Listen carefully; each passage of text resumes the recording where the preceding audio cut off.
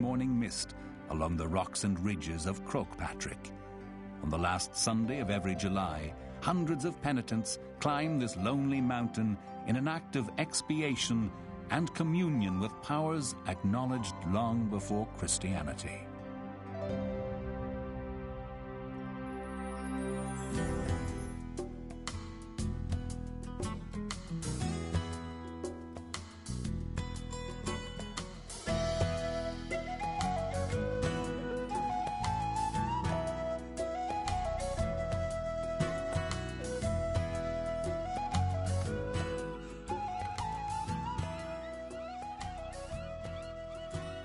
Galway City. The town square is overrun with Saturday shoppers on a summer's day. It was once called the City of the Tribes, home to chief Irish families, but may be better titled City of Youth.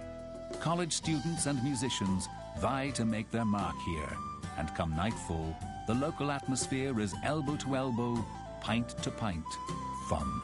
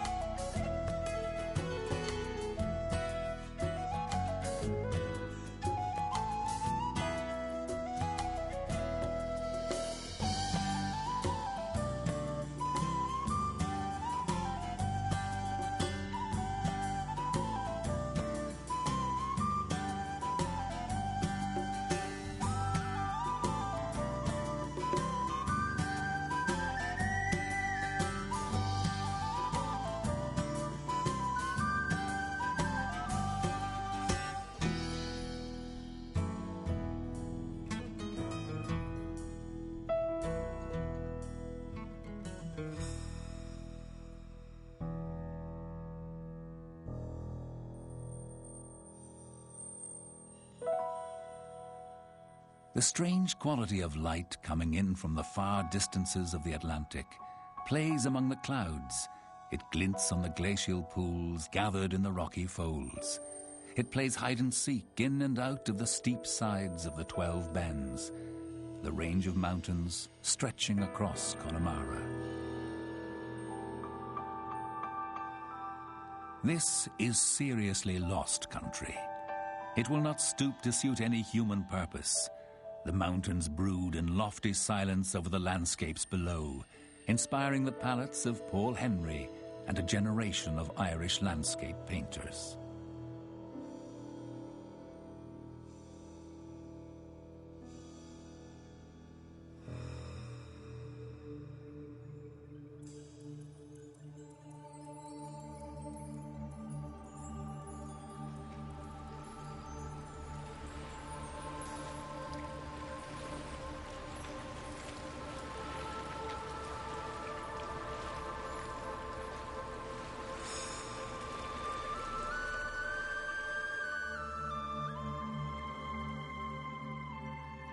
High Brazil, the Isles of the Blessed. As legend has it, a mirage in the sea. The mysterious Aran Islands may have inspired the legend of Oisin, the blue-eyed boy of the Fianna warrior band, riding on a white horse with Niamh of the golden tresses to the land of eternal youth. But it's hardly the same place where seaweed from the shore was once brought in baskets to create small fields among the barren rocks.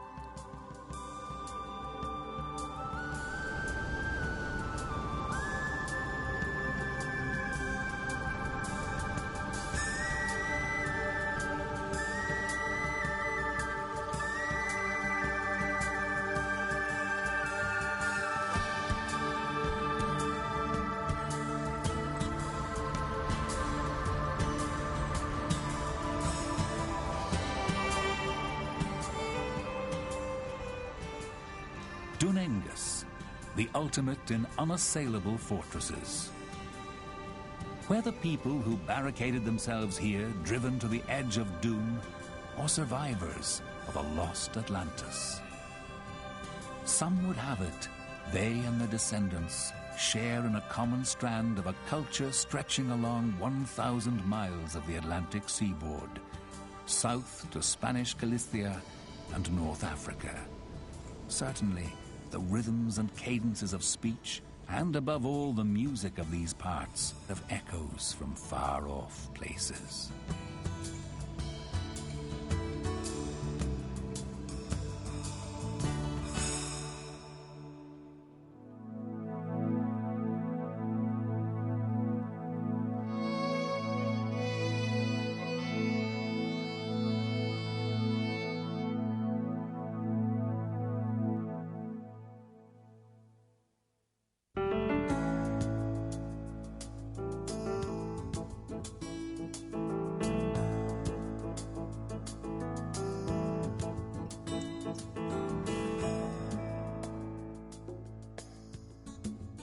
The Shannon, the longest river in Ireland, sweeping onward broad and clear, stringing along its bright course beads of lakes, and rushy shallows with the moorhen clucks and calls to the pleasure boats cruising uncluttered waters.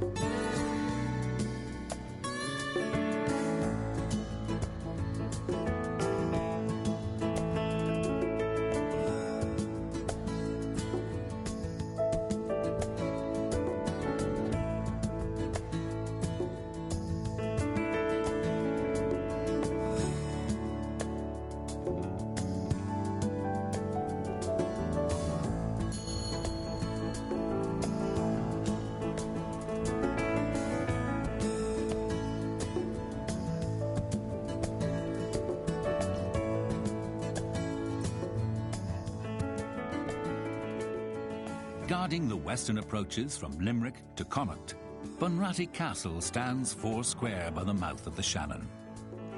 The O'Briens, lords of Thomond, like other great Irish families, took different sides in the political fortunes of the day.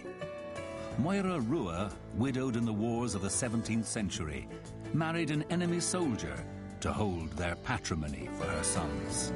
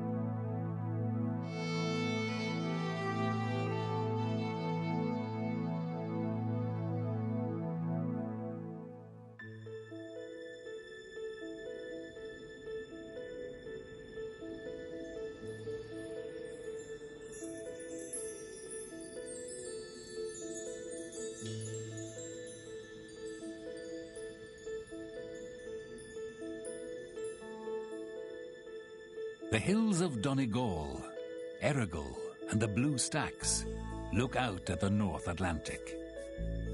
The mountainy people looked north and east around Inishowen, following the track of Iona's Columkill to Scotland.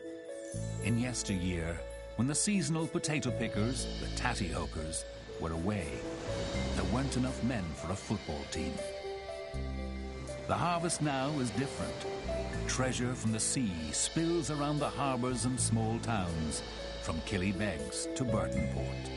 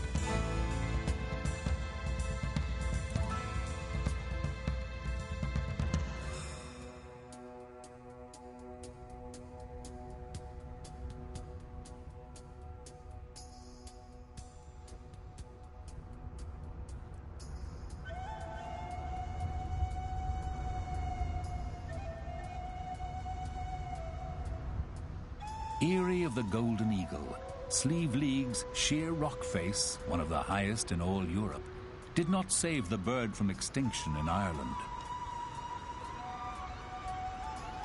But the vertical landscape here may be the inspiration of a notable Donegal profession, expertise in digging underground. Wherever earth is moved the world over, there the spirit moves and brings the famed tunnellers of Donegal.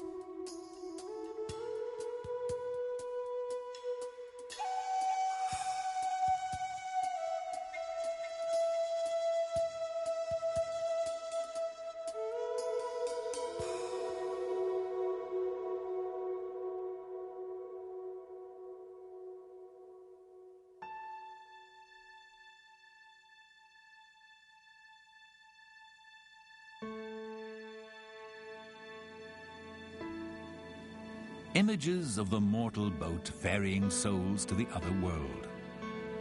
In Seamus Heaney's work, Station Island, the phrase, "hurry of bells," summons him to find himself again. St. Patrick's Purgatory has been the Mecca of the Gael for 1,000 years. Princes came here from Compostela to go through the inferno within and wrestle with Dante's demons. People who come to Station Island today face a similar ritual. 3 days of fasting, bare feet shuffling about the rounds, the penance patterns of flinty stone. The only way out is to look within.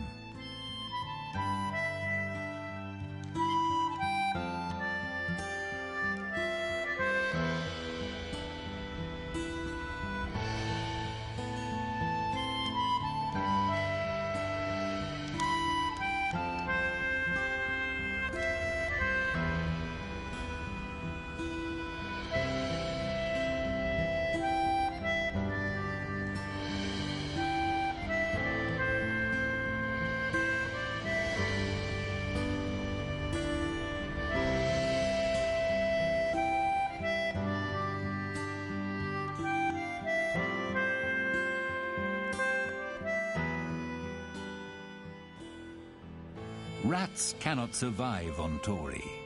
Its soil wards off misfortune. A solitary place, its islanders nicknamed their winter enemy, the deadly sea passage to the mainland, the Crucifier. Having made that first small journey, former Tory islanders the world over travel with a pinch of island earth, a universal talisman, a corner near the heart, forever Tory.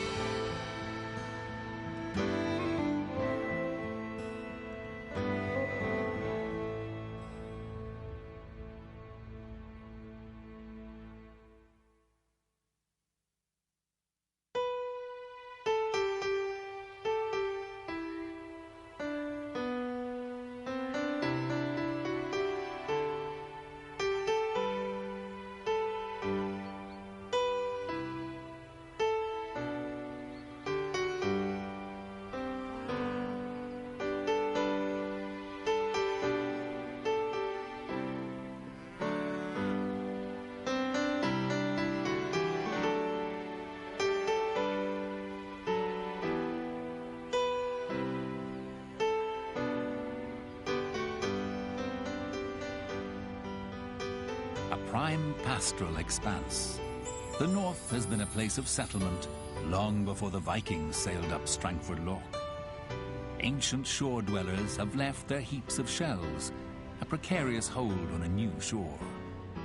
The traffic here has been back and forth, both east and west, the Scottish kings extending their rule across the narrow seas, a mixing of peoples, sometimes easy, not always so. The men and women from the Scottish borders came into Carrickfergus and other ports, and often took their tough resourcefulness onwards to the New World.